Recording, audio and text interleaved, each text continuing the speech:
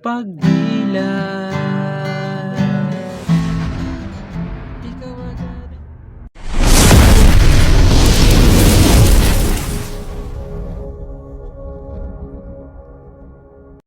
Hello mga ka-idol! So ngayon meron na naman akong ituturo sa inyong napakagandang kanta.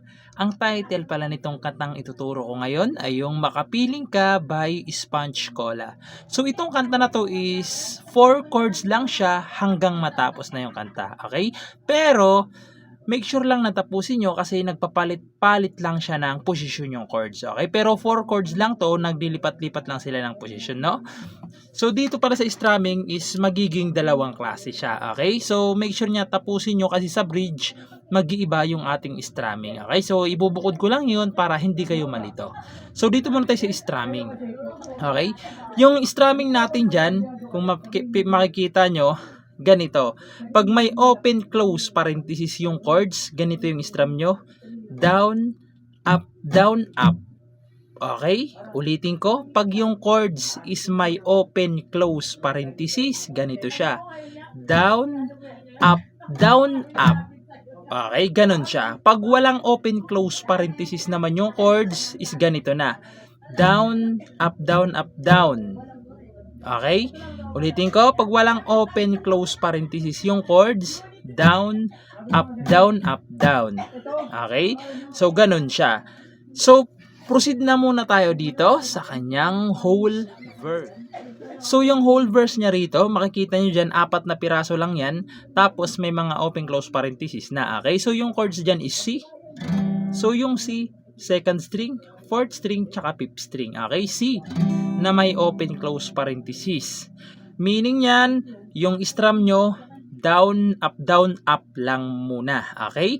Tapos, sunod is G na walang open close parenthesis. Okay? So, yung G, 1st string, 2nd string, 5th, tsaka 6. Okay? Ayan, G. So, walang open close parenthesis na, kaya yung strum nyo dyan, down, up, down na. Okay? Tapos, A minor na may open close parenthesis ulit. So, yung A minor, 2nd string, 4th, tsaka 3rd lang. Okay? Ayan, A minor. Tapos, pupunta kayo, A minor na may open close parenthesis yan, ha? Tapos, pupunta kayo ng F. So, yung F sa 1st fret na kabar, sa 2nd fret, 3rd string, sa 3rd fret, 4th string, tsaka 5th string. Okay, F. Yung 4 na chords na yan is 8 times nyong gagawin. Okay, 8 beses nyo siyang gagawin. Okay, so sasampulan ko kayo, no? So, sasampulan ko ng maiksi lang na kanta. Okay, kasi baka makapiright pa tayo. So, babagadan lang natin pag-strum para mas maintindihan nyo, no? So, ganito naman siya kapag kinantahan. Pagdilat,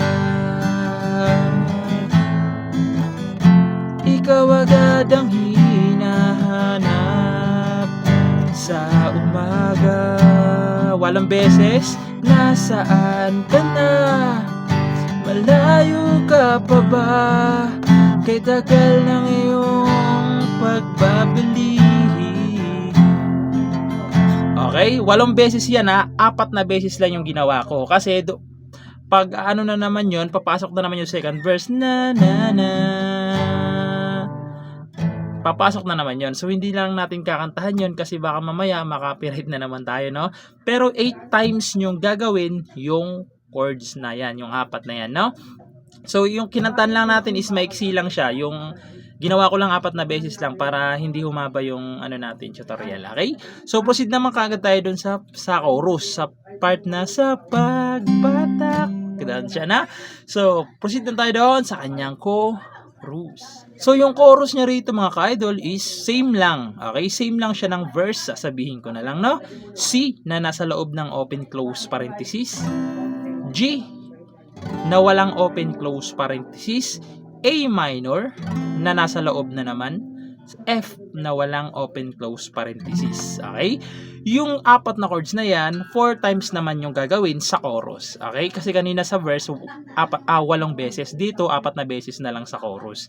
So, sasampulan ko naman kayo ng kanyang chorus para mas maintindihan nyo kung paano siya tugtugin. Okay? So, ganito naman siya sa chorus.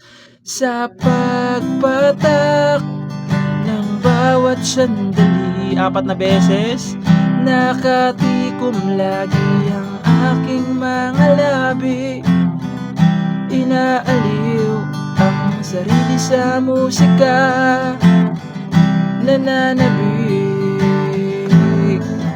makapiling ka.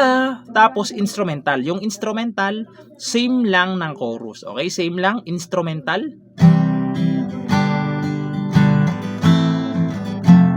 Tapos babalik na naman kayo sa kanyang mga verse. Okay? Pero itong instrumental mga ka-idol, 2 times yung gagawin yung instrumental ha. Isang beses ko lang ginawa kasi para malaman nyo lang. Okay? Tapos pupunta na kaagad tayo doon sa kanyang bridge. Doon sa part na lalong lumalapit. So doon yun sa bridge. So proceed naman tayo doon sa kanyang bridge. So yung bridge niya rito mga ka-idol is tulad nga na sinabi ko kanina, mag-iiba na rito yung strumming pattern. Kaya make sure na tapusin nyo to, no? So yung strumming natin dyan is ganito na lang. Down, down, up, up, down, down, down, up. Okay, ulitin ko. Down, down, up, down, down, down, up. Okay, sa bridge lang yan mga ka-idol ha, kasi yung sa mga chorus pati verse, iba rin yun. So, yung chords naman dito sa bridge is G, tapos F. Okay? So, naturo ko naman na to isa-isahin na chords, kaya hindi na natin isa-isahin. Yung dalawang chords na yan, 4 na beses nyo naman gagawin sa bridge. Okay? 4 na beses. Pag nagawa nyo ng 4 na beses, meron pang isang F sa dulo. Okay? Sa dulo, may isang F. Okay? So, ganito naman siya sa bridge para mas maintindihan nyo kung paano naman siya sa bridge tugtugin. Okay? So, ganito naman siya sa bridge. Lalong lumalapit araw ng pagsapit, di magkukulang, lagi nag-aabang. Tapos isa pang F, tapos chorus. Sa pagpatak, papasok na naman yung kanyang chorus. Okay? So, pagpasensya nyo na yung pagkanta ko rito kasi hindi ko masyado kabisado yung kanyang tono, no? So, ayun lang. Sana nagustuhan nyo tong tutorial natin at good luck sa bago nyong matututunan.